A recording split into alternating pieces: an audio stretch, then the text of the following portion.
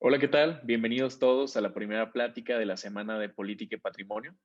Mi nombre es Luis Fernando Solís, soy presidente de la Asociación de Estudiantes de Oaxaca. El día de hoy también nos acompaña Raúl Eduardo, vicepresidente, y Francisco Reyes, que será nuestro ponente del día de hoy. El objetivo de esta plática será hablar sobre la importancia de mantener los patrimonios del Estado de Oaxaca, así como su relación con las políticas públicas. Y pues bienvenidos a la plática, el patrimonio oaxaqueño a los ojos de la política pública. Adelante, Raúl. Hola, buenas tardes. Procedo a leer algo de la semblanza del licenciado Francisco Reyes. Él es fundador del Movimiento por la Conservación del Patrimonio Cultural y Comunitario en el año de 2016, así como fundador del Centro de los Saberes de la Cal de Alta Pureza en alianza con Oxical en el año del 2015. Actualmente se desempeña como secretario técnico en la Unidad de Enlace Legislativo y Relaciones Institucionales en la Auditoría Superior de la Federación, así como director del Enlace Legislativo, entre otros cargos públicos. Y pues bueno, muchas gracias, Francisco, por acompañarnos. Vamos a dar comienzo a esta plática, entrevista, y queremos primero comenzar a platicar sobre los conceptos básicos para que la gente entienda un poco sobre de qué va esta plática. Y pues queremos comenzar con el tema del patrimonio y los tipos de patrimonios. Quisiera saber qué nos puedes comentar al respecto. Bueno, pues muchas gracias por la invitación, Luis Fer y Raúl. Pues soy su amigo Paco Reyes. Les agradezco mucho que así con mucha naturalidad nos podamos tratar como paisanos, y a toda la asociación de estudiantes del TEC que está pues ahí vinculada a Oaxaca. Muchos saludos. Igual a otros jóvenes del TEC que pudieran estar viendo interesados o con interés en este tema. Y yo lo primero que les diría es que pues el asunto de los patrimonios es así. Son diversidad de patrimonios que convergen para construir el patrimonio que conforma a una entidad como Oaxaca o a un país como el nuestro, como México. Y esta diversidad de patrimonios, al menos yo como la tengo concebida, es, digámoslo así, el patrimonio natural, la riqueza natural que tiene un estado como Oaxaca, que ya entraremos en más detalle en un ratito más. El patrimonio étnico, que Oaxaca, de los 62 pueblos y comunidades indígenas del país, cuenta con 16 y se habla hasta de 17 comunidades y pueblos indígenas originarios.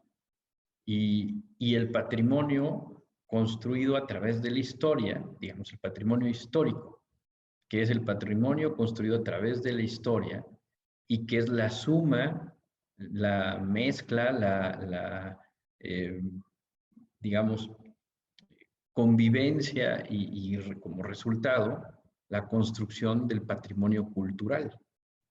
Y entonces, a lo largo de la historia, los pueblos originarios que han tenido una relación de forma genuina y de lo más natural con el patrimonio animal, vegetal, forestal, con el agua, con los recursos, digamos, naturales en general, cuando conocen otras culturas, que en el caso de México, bueno, pues la colonización generó el conocimiento de dos culturas, independientemente de cómo haya sido en ese momento histórico.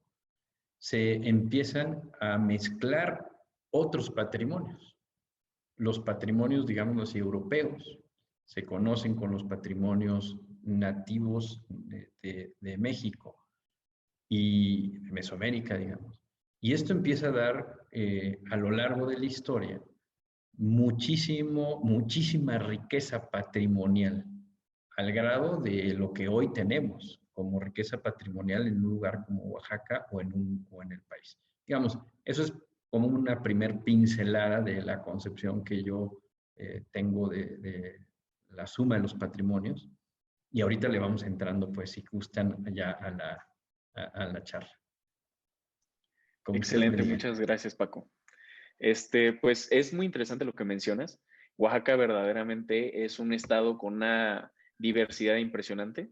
Tenemos una diversidad cultural padrísima que, o sea, de la cual en lo personal me siento muy orgulloso, me siento muy contento de pertenecer a este estado, porque también, pues, el patrimonio como tal de nuestro estado es lo que nos identifica a nosotros y lo que nos hace sentirnos parte de una comunidad y de un grupo como tal, ¿no? Ahorita pues nos vamos a adentrar un poquito más en eso, en el patrimonio como característica de pertenencia y pues también, como lo dice el título de la plática, queremos ahondar un poquito también el tema de las políticas públicas. Queremos converger estos dos temas, el tema de los patrimonios con los que contamos y cómo podemos mantenerlos a partir del desarrollo de políticas públicas importantes. Así que pues nos gustaría que también nos introduzcas al tema de la política pública, más o menos qué es una política pública, un poco de cómo se diseñan y pues quiénes son los encargados de generar estas políticas. Empiezo por lo último. Me parece que el diseño de la política pública está a cargo de cualquier persona que tiene interés, en este caso particular, de conservar nuestros patrimonios. O sea, un grupo de estudiantes como ustedes pueden diseñar política pública. Una asociación de personas agremiadas en una profesión puede generar política pública. Una institución académica como el Tecnológico de Monterrey. Yo soy egresado de la maestría en Administración Pública y Políticas Públicas del TEC de Monterrey, en el campus Ciudad de México. Una institución académica puede proponer política pública y puede diseñar política pública. Por supuesto, el gobierno, las instituciones de gobierno del Estado están llamadas y obligadas al fomento, la construcción y la implementación de las políticas públicas con base en el presupuesto que emana de los impuestos que pagamos las familias en México, las personas contribuyentes. Entonces, esa política pública puede ser construida de forma independiente por organismos gubernamentales, por organismos sin fines de lucro ni fines gubernamentales, los organismos civiles, por supuesto, los colectivos o agrupaciones, como decía, de profesionistas, o alguna iniciativa incluso local muy focalizada y muy comunitaria, que con cierta orientación pueden desarrollar una política pública. ¿Y en qué consiste la política pública?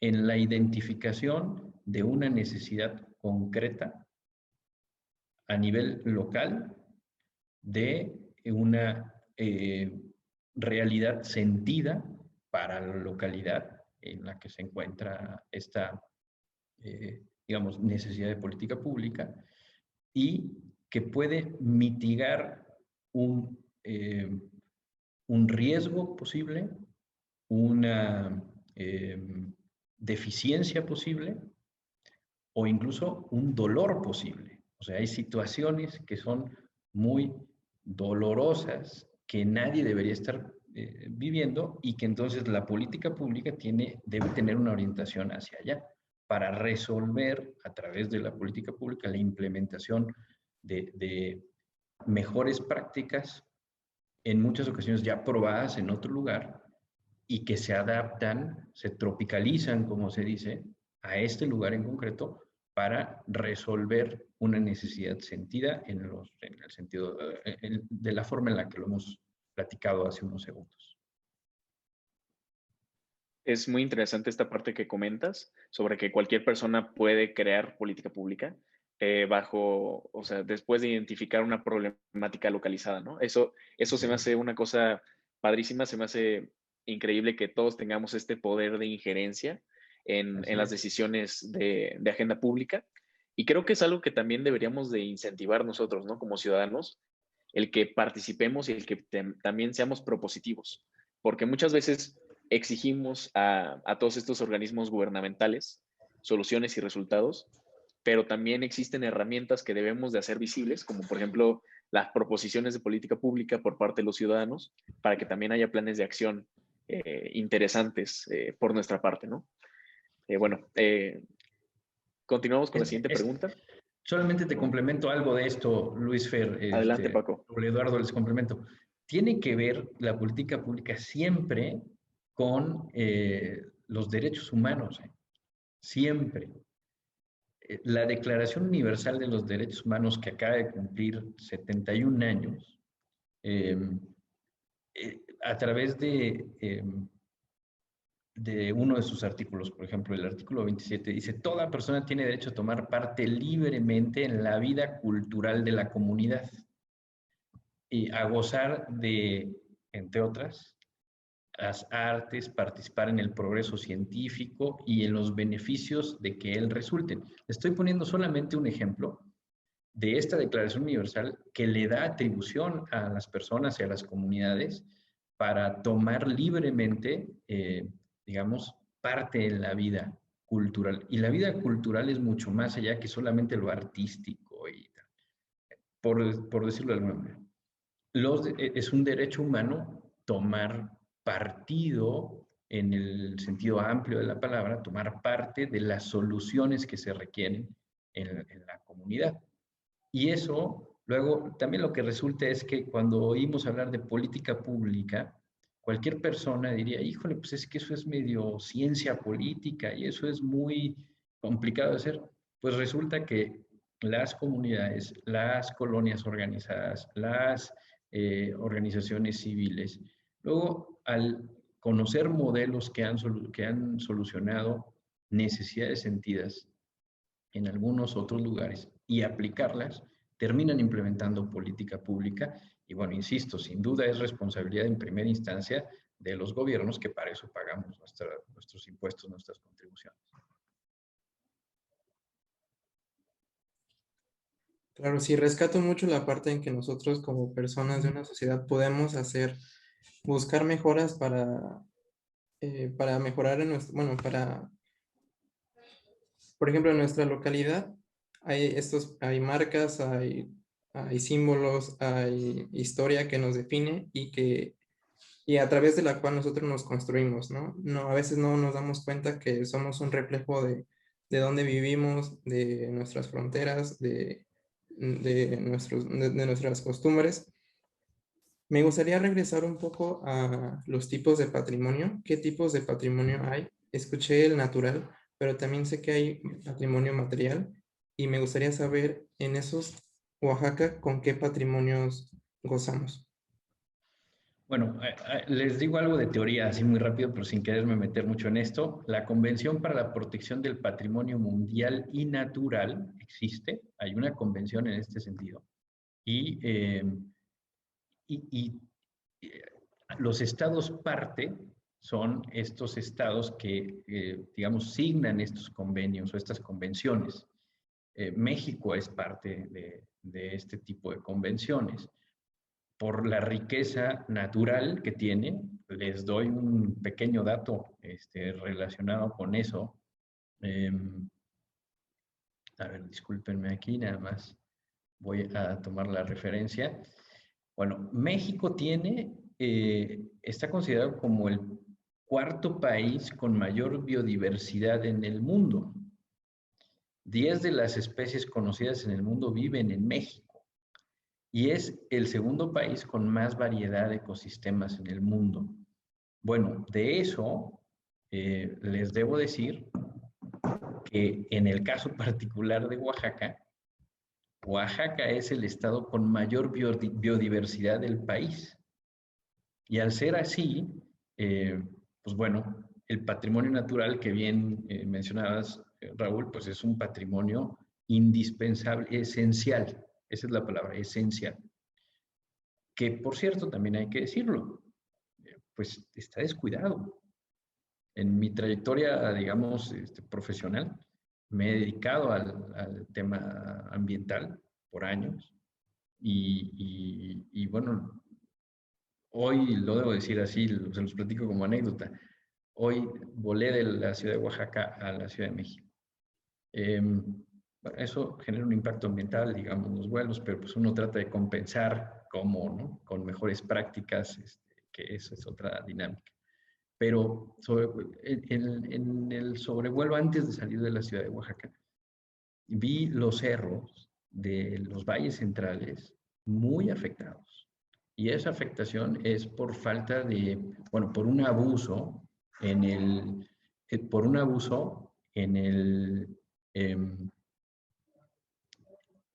uso, en el mal aprovechamiento, que no es aprovechamiento, en el desgaste innecesario de la masa forestal y de los recursos hídricos.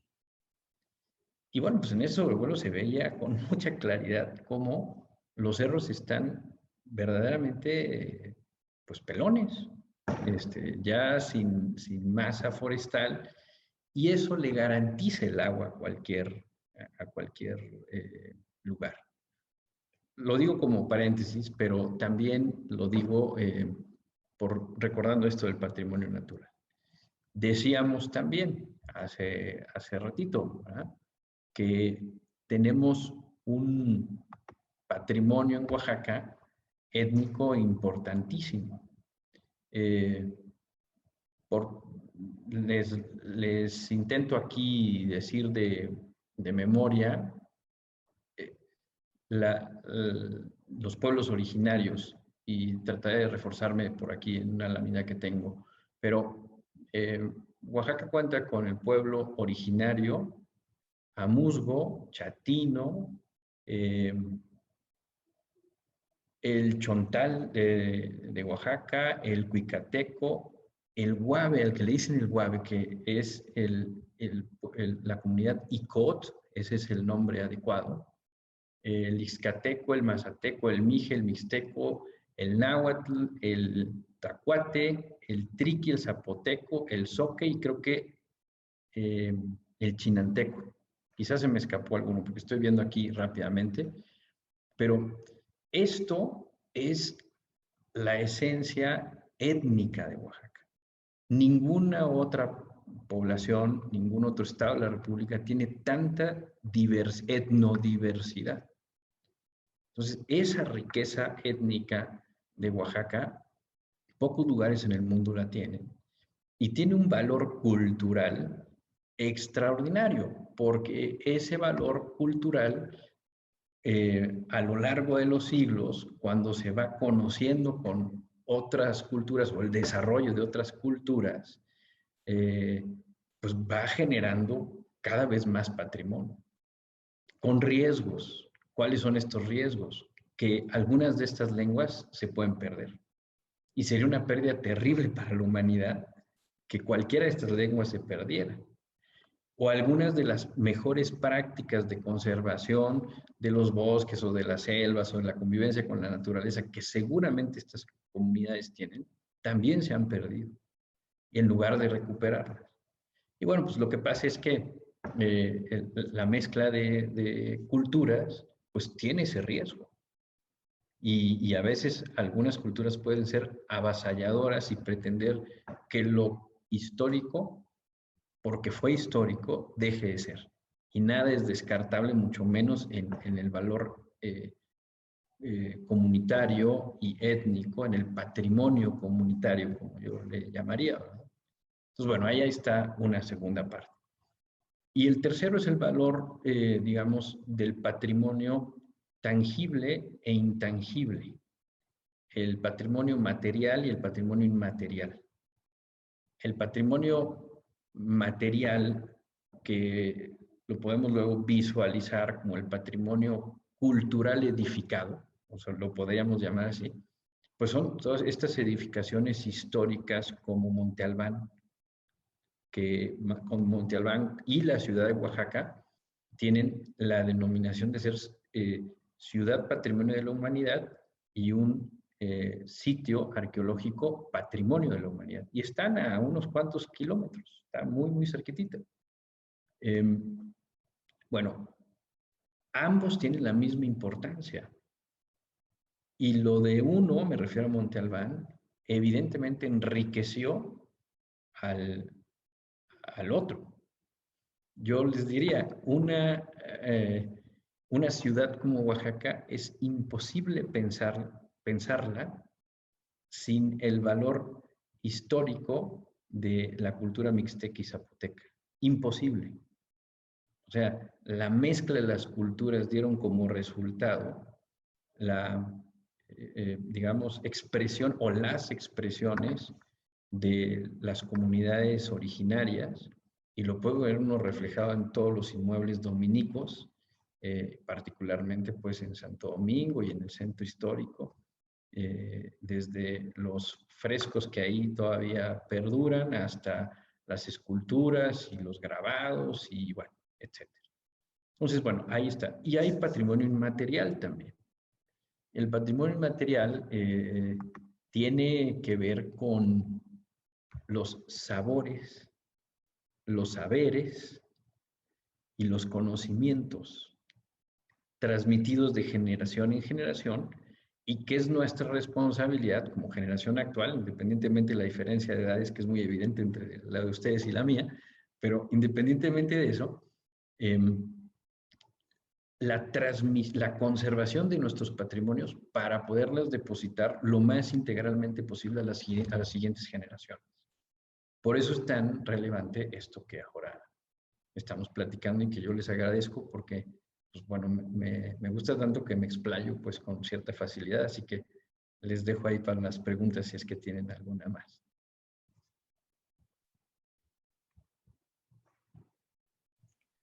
Sí, muchísimas gracias, Paco. Verdaderamente es padrísima la diversidad que tenemos patrimonial y pues el origen de esta diversidad que es el choque de culturas, tanto de nuestras culturas étnicas originarias, como pues también el choque con la cultura hispánica, con la colonización, o sea, todo eso produce lo que es el patrimonio histórico-cultural actual, ¿no? Y se traduce también, como dices, en los sabores, en la gastronomía, en la música, en las danzas, en la vestimenta, y es algo que pues tenemos que conservar íntegramente.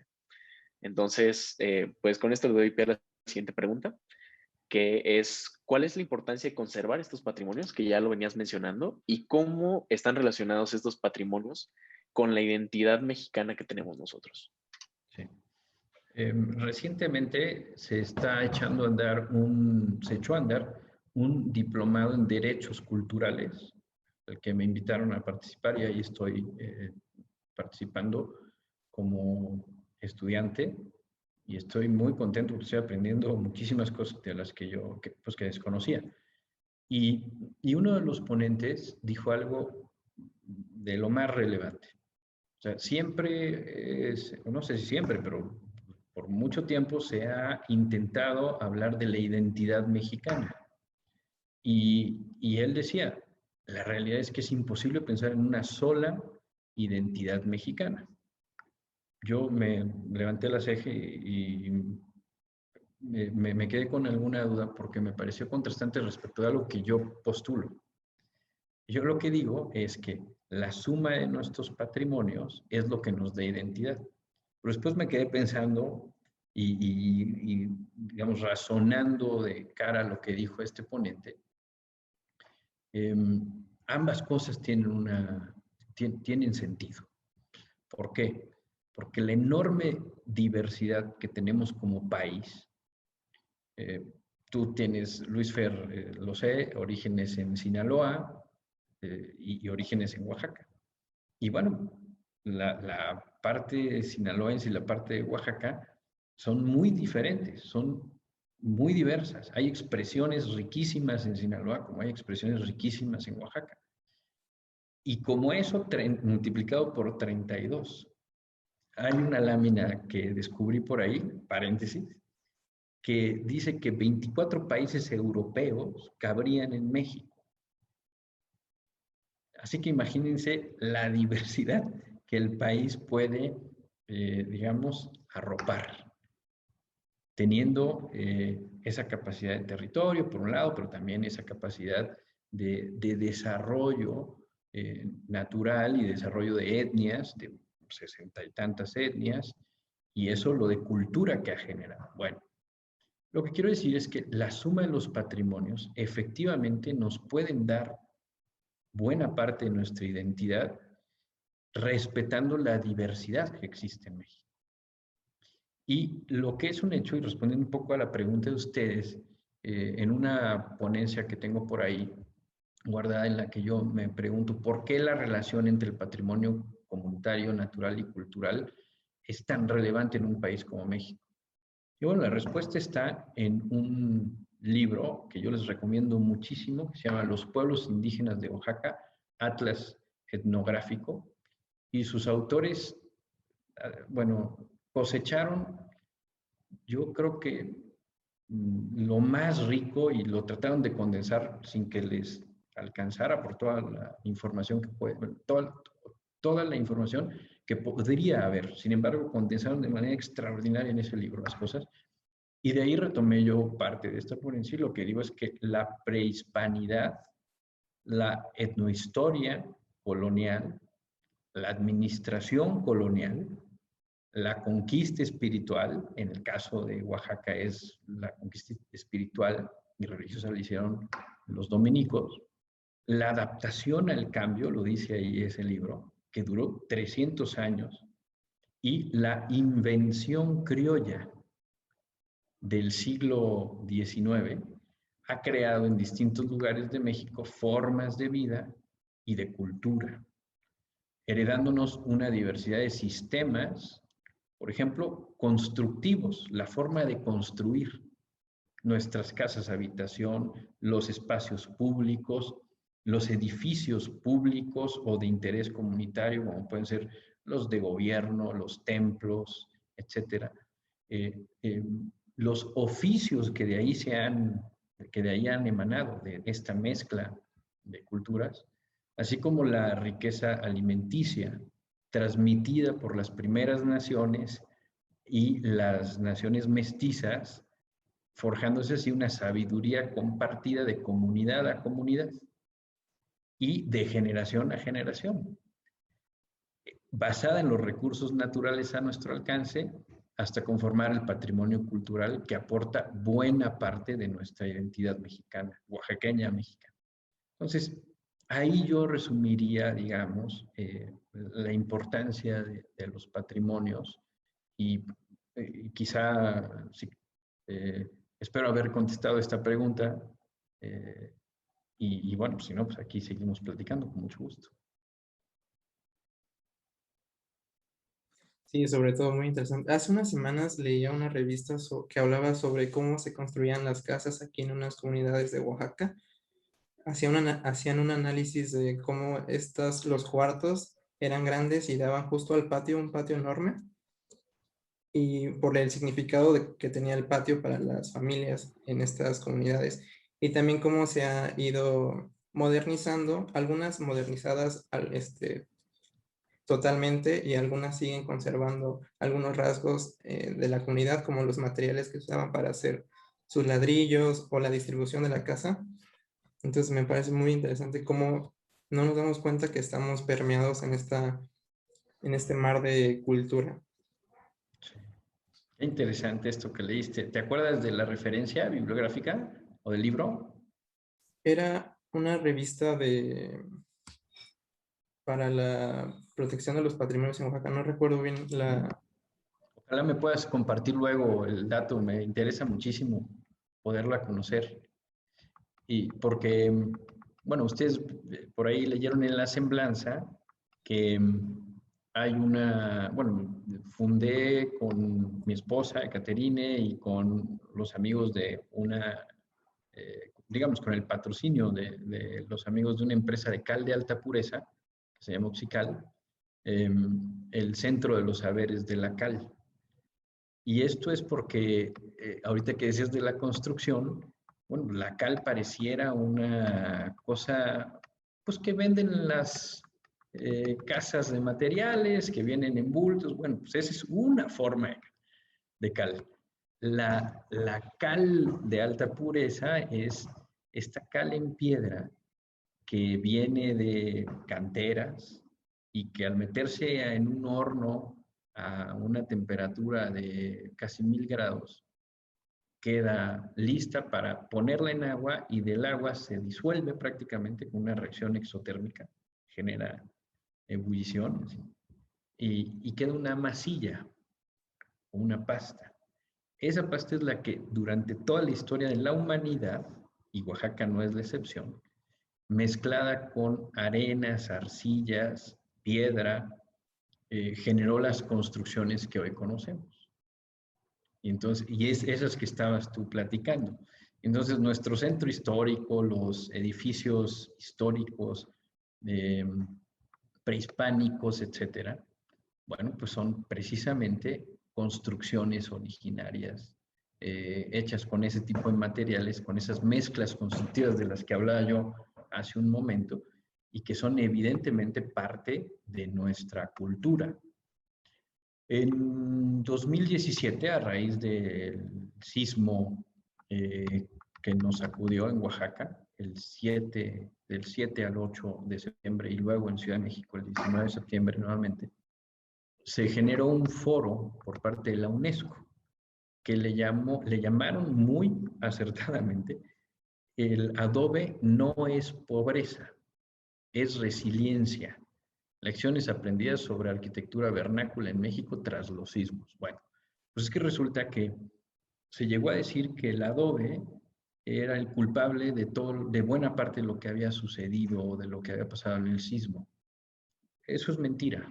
Lo que es verdad es que el adobe, cuando es incomprendido como un material de una técnica constructiva milenaria, que tiene miles de años, y se le toma de cimientos y encima se le construye con concreto, pues una losa de concreto de 1 metro cuadrado pesa 2 toneladas. Pues imagínense ustedes cómo va a ser posible que tabiques de tierra soporten ese peso. Y eso es falta de cultura, eso es falta de conocimiento del patrimonio. Por eso es tan importante lo que ustedes están haciendo y que se difunda que una casa de adobe es la casa más saludable en la que podríamos vivir. Es la verdad, ¿eh? Y bueno, hoy les debo decir, metidos en este tema de la bioconstrucción y de la cal de alta pureza y este tipo de prácticas, nos hemos dado cuenta que la gente con muchos recursos económicos está regresando a lo que fue la construcción tradicional. La casa del presente siglo y del siguiente siglo fue construida con modelos históricos anteriores, tradicionales, porque son más saludables, porque pueden ser igualmente resistentes, porque dejan de transmitir, porque dejan de transmitir el calor cuando hace mucho calor y dejan de transmitir el frío cuando hace mucho frío. Son biotérmicas, se dice. Entonces, bueno, qué bueno que tocaste ese punto, Raúl. Me diste ahí en una fibra sensible de cosas que me encantan y que estoy muy metido en ellas, y qué bueno que podemos platicar de eso. Sí, no, súper padre todos los saberes que a veces minimizamos, pero realmente son ancestrales y por algo han durado tanto tiempo. Quería moverme un poco a saber sobre la participación ciudadana que se va a dar en el próximo mes, en las siguientes elecciones. ¿Qué tanto influirá la participación de los jóvenes en las siguientes elecciones con respecto a las propuestas o acciones de los partidos políticos? Fíjate que yo lo que les diría, y me parece indispensable, es que así como lo que leía hace rato de el derecho humano a participar en la vida cultural, los derechos adquiridos por ustedes, como el que están ejerciendo en este momento precisamente, que es el derecho a dialogar, a dar a conocer cosas de su interés para, digamos, relacionadas con los patrimonios de Oaxaca. En esa misma medida de libertad, ustedes tienen derecho de participar, ir y elegir a quien mejor crean que deben hacer. ¿Qué diría yo? Hablando de esta agenda, busquen quien tiene un verdadero respeto y un verdadero conocimiento para la preservación de nuestros patrimonios. Porque de la conservación de estos patrimonios va a depender el futuro que viene. El agua, por decirles un ejemplo, El agua ya es una crisis mundial. Y bosques y selvas tan ricas como las de Oaxaca, cuando son descuidadas, dejan de proveer el agua que se requiere. Y entonces eso tiene que empezar a provocar medidas de mitigación y medidas de extracción de agua y medidas, bueno, etcétera, que cuando alguien que conoce y que se expone públicamente para querer ser electo o electa, sabe, pues bueno, lo va a convertir en política pública, que es parte de lo que hemos estado hablando. En cambio, cuando alguien desconoce y llega pensando que solamente es el puesto por el que se va, la política pública queda de lado. Yo les resumiría en la siguiente frase, que esto me lo aprendí en la maestría. Hay tiempos para la política electoral, que es la arena electoral, y en las arenas, imagínense una arena de un coliseo, ¿no? Se dan con todo, pues, ¿no? O en la arena coliseo del box, se dan con todo. Esas son las arenas políticas. Y está el tiempo de las políticas públicas. ¿Cuánto duran las campañas? ¿Cuánto duran las arenas políticas? 1 mes, 2 meses, cuando mucho. ¿Cuánto debe durar la política pública, las políticas públicas aplicadas? Toda la vida, siempre. Entonces, quien sea que vaya a querer representarnos, pues debe tener conocimiento en lo particular de esto de lo que estamos hablando, de la conservación y fomento de los mejores usos, saberes, prácticas para mantener a flote y enriquecidos nuestros patrimonios. Y por otro lado, conocimiento pues, de la política pública, cómo se hace para poderla dirigir. Claro, estoy totalmente de acuerdo y rescato mucho estos puntos que ya hemos mencionado a lo largo de la plática sobre la importancia de la participación ciudadana, ¿no? O sea, que nosotros como ciudadanos nos involucremos no solo en la creación de políticas públicas, sino también pues en las elecciones, porque está estipulado constitucionalmente que el voto pues es tanto un derecho como una obligación ciudadana. Y tenemos nosotros que ejercerlo, vaya, y tenemos que ejercerlo de una forma informada. Tenemos que buscar candidatos, candidatas que busquen lo que nosotros estamos persiguiendo, ¿no? O sea, defender nuestros intereses personales tanto en la conservación de los patrimonios como en la generación de nuevas políticas públicas que beneficien socialmente el entorno en el que vivimos, porque es muy fácil, creo yo, quejarse como ciudadano de los males, de las penas y los dolores de nuestro país y de nuestra entidad, pero pues es importante también involucrarse y ser propositivo, ¿no? Retomo mucho otra vez esta parte de que nosotros también podemos generar políticas públicas desde el punto de vista de participación ciudadana y también pues con esto de la participación ciudadana, de la exigencia de los ciudadanos a los organismos gubernamentales, de la información, quisiera cerrar con una última pregunta, ¿no? Que también se me hace muy interesante y muy importante.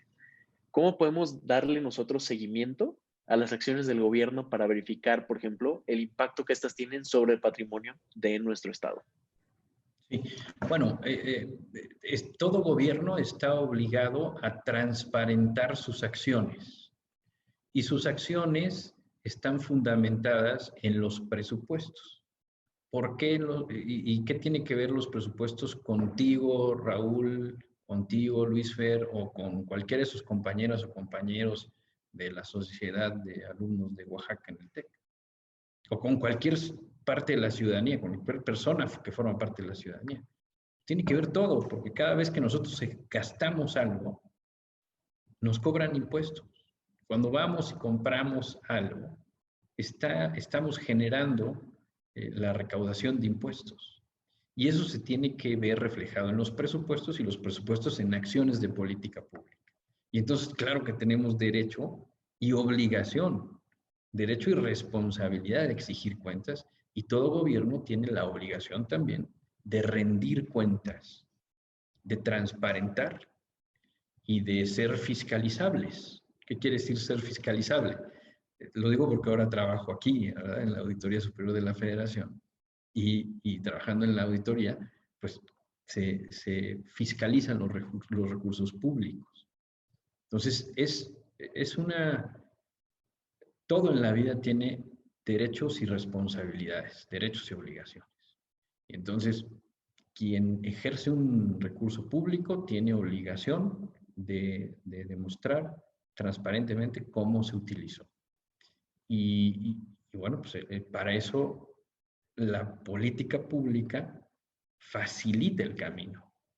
O sea, la política pública además, como hay mucho trayecto de política pública en el mundo aplicada, las mejores prácticas de política pública se pueden adaptar, ya lo decíamos al principio, a una realidad local.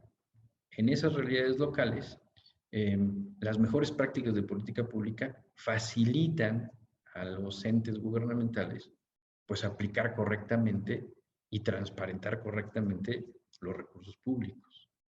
Entonces, por eso la política pública es muy recomendable, porque son caminos ya hechos, muy sugeridos, pues nada es idéntico en ningún lugar. Son caminos hechos y sugeridos para poderse adaptar.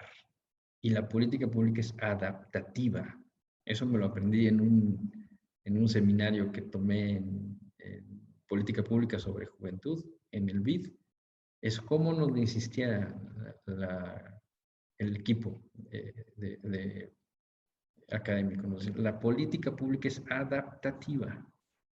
Y es adaptativa, y bueno, pues, para que aplique bien en cada lugar y se sepa qué se está haciendo y se rinda cuentas de lo que se está haciendo. Y el sol, pues, nunca se puede tapar con un dedo, ¿no? O sea, se ve lo que se ha hecho y se deja de ver lo que se dejó de hacer. Sí, totalmente de acuerdo. Y pues bueno, muchísimas gracias por tu reflexión ahorita, por ejemplo, sobre la transparencia y la política pública. También sobre lo que hemos platicado a lo largo de esta junta, sobre el poder del patrimonio sobre nuestras vidas, sobre esa incidencia, sobre la importancia de conservar estos tipos de patrimonios y también pues de pasarlos, ¿no?, a las siguientes generaciones. Creo que eso es lo más importante que me gustaría rescatar. Y pues con esto cerramos la plática. Te agradezco mucho, Paco, el que hayas venido con nosotros, el que nos hayas dado el tiempo y pues el que hayas compartido este conocimiento patrimonial y político con nosotros. En serio, muchísimas gracias. Pues nada, que agradecer, pues, Raúl Eduardo, no sé si quieres comentar algo. Igual que Luis, muchísimas gracias por el espacio, por el tiempo, y nos queda como tarea a la audiencia, a nosotros como sociedad de alumnos de Oaxaca, trabajar en preservar el patrimonio, apoyar a grupos vulnerables y a seguir informándonos para no caer en errores o en no saber de lo que poseemos. Entonces, muchísimas gracias, Paco, por tu tiempo, muy valiosa tu información.